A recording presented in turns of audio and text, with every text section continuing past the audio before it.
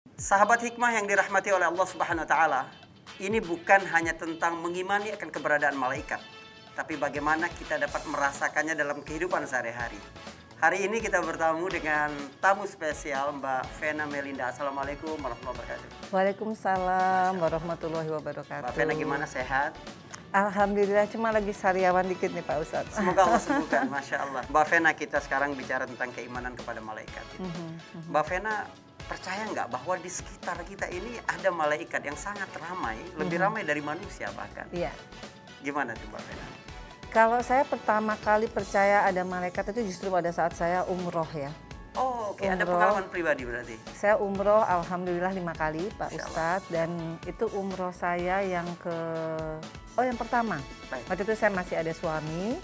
Dan waktu itu saya pingin banget mencium Hajar Aswad. Oh, Karena penuh dan saya lihat waktu itu mantan suami saya kan udah berusaha untuk membawa saya ke tengah ya, karena itu kan antara kayak dari sana sama dari sini kan ketemu tuh. pasti. Dia kayak berusaha banget, dia mau buka jalan gitu loh Pak Ustadz. Jadi dia sampai yang namanya bajunya udah ketarik segala macem. Nah saya tuh berpikir, saya kan pernah patah nih Pak Ustadz. Saya takut kalau dalam situasi yang kayaknya mesti kayak gontok-gontokan gitu. Iya, Nah, iya. waktu itu saya belum berhijab, waktu itu tahun 2006 ya kalau nggak salah. Saya cuma berdoa aja, ya Allah pingin banget nyium Hajar Aswad karena waktu itu kan pertama kali ya. Oke. Gimana tapi caranya kalau kayak gitu. Karena saya pernah patah, saya trauma untuk gontok-gontokan gitu. Atau maksakan diri. Akhirnya pas saya lagi diem-diem gitu tiba-tiba ada kayak perempuan kecil gitu ya, masih muda, dia bilang Hajar sini dia bilang gitu. Saya bingung, ini orang kayaknya badannya lebih kecil, gimana caranya dia mau nolongin saya, tapi kok tiba-tiba alhamdulillahnya dia bisa benar-benar membuka jalan. Saya ditarik sampai di depan Hajar Aswad. Nah di depan Hajar Aswad itu saya tuh kayak nggak ada orang lain gitu, tuh ajaib banget gitu ya. Dan saya ngerasa saya bisa nyium Hajar Aswad tanpa ditarik-tarik kepalanya sama orang lain gitu. Jadi kayak tiba-tiba kayak dunia kosong gitu. Iya. Kayak di dunia lain lah yang tiba-tiba kayak nggak ada orang, dan saya sendiri bisa mencium Hajar Aswad untuk pertama kalinya saya Masya Allah. umroh. Dan habis itu berapa detik saya saking bingungnya saya cuma bilang, ya Allah terima kasih saya bisa nyium Hajar Aswad. Habis itu saya bangun lagi, saya lihat rame lagi orang gitu, dan saya lihat suami saya masih di situ gitu.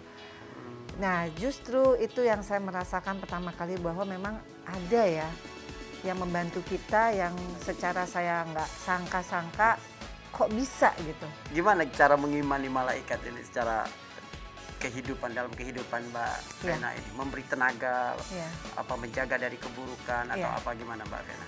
Pekerjaan pun bisa menghasilkan sesuatu yang sifatnya menolong saya suatu saat nanti, yaitu karena saya banyak menolong orang pada saat itu karena pekerjaan, dan hasilnya kalau saya susah dalam hidup saya tiba-tiba ada aja jalan supaya saya bisa bangkit.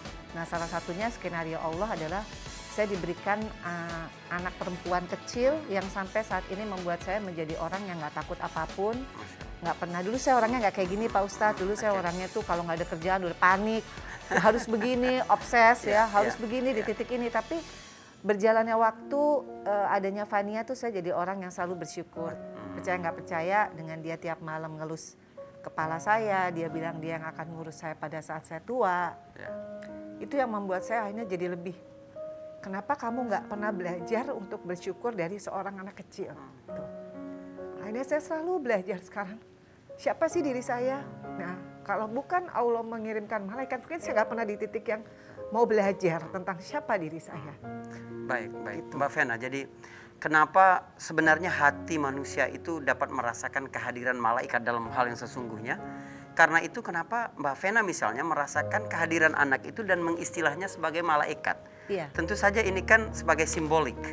Artinya hal-hal yang hadir dalam kehidupan kita datang untuk fungsi melindungi, menghibur, kemudian memberi energi kebaikan. Itu sampai kita sebut malaikat. Iya. Nah, karena itu kan sebenarnya ada hati yang beriman kepada hal-hal yang gaib yang Allah turunkan kepada manusia itu. Jadi menarik sekali apa yang tadi disampaikan oleh Mbak Vena ini, bahwa kita memang tidak boleh mengandalkan apapun di luar Allah.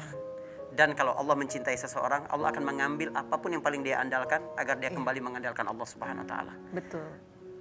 Baik, terima kasih Mbak Vena telah menerima kita semua. Assalamualaikum warahmatullahi wabarakatuh. Waalaikumsalam warahmatullahi wabarakatuh.